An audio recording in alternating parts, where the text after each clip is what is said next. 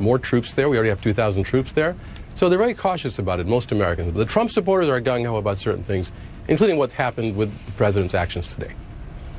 Michael, this response, it seems to be generally considered to be fairly proportionate, about double the size of the last response to an alleged chemical attack in Syria.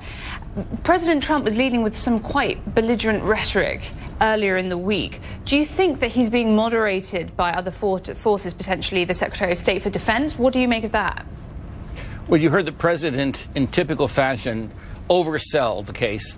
And then you saw Mattis and Dunford, the general in charge, basically saying this is a one-off, this is it, we're not going to go further. And so you've got either confusion within the ranks, or you've got the president using typical bluster, whereas Mattis and others are saying, no, we're going to keep this under control. And so that's the conflict. The chaos in the White House extends beyond just the day-to-day salacious scandals. It also extends all the way through defense policy.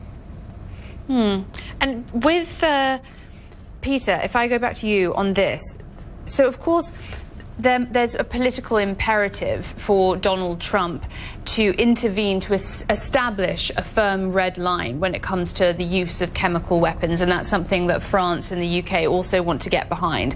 But clearly this is all tangled up with the war in Syria. That presents the backdrop, that violence, that instability to the alleged attack. Do you think that there is any political imperative for Donald Trump to devise a more coherent strategy on Syria? I mean, do you think that he's going to make any moves on actually trying to change the regime of Assad there?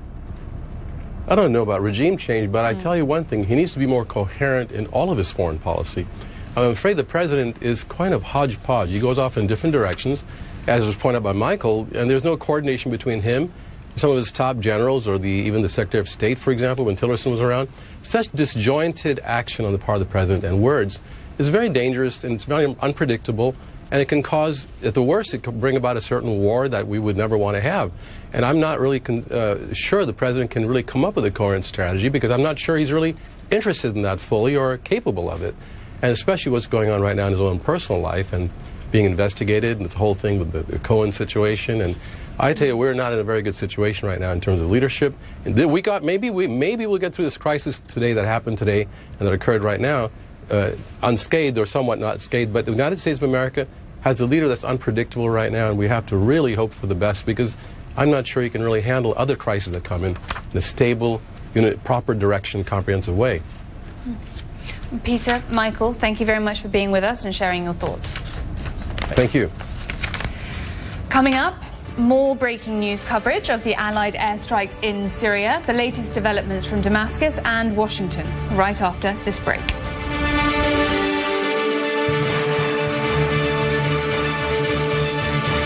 In the modern world, it pays to switch things up. And when you switch to Esurance, you can save time, worry, hassle, and, yep, money. In fact, drivers who switched from Geico to Esurance saved hundreds. That's auto and home insurance for the modern world. Esurance, an Allstate company. Click or call. Hey, I just wanted to... Hey, there he is. Are you looking at the results of yesterday's Constant Contact email? We were supposed to watch that together.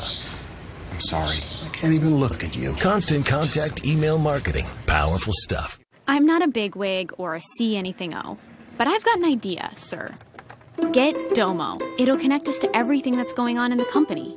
Get it for Gene, who's always cold, for the sales team, IT, and the warehouse crew. Give us the data we need, in one place, anywhere we need it. Help us do our jobs better. With Domo, we can run this place together. Well, that's your job, I guess. You haven't seen the sun in like forever, so you search for a beach vacation. Sunny beaches, sandy beaches, big beaches, small beaches, until you're lost, searching for surfing dogs. But then you find VRBO, and they search millions of homes to find you the perfect beach house, where you all find your own rooms and a grill bigger than your kitchen back home. And you find that watching the love of your life teach the kids how to dive warms your heart even more than the sun. From beach houses to cabins to condos, find homes that match you at VRBO.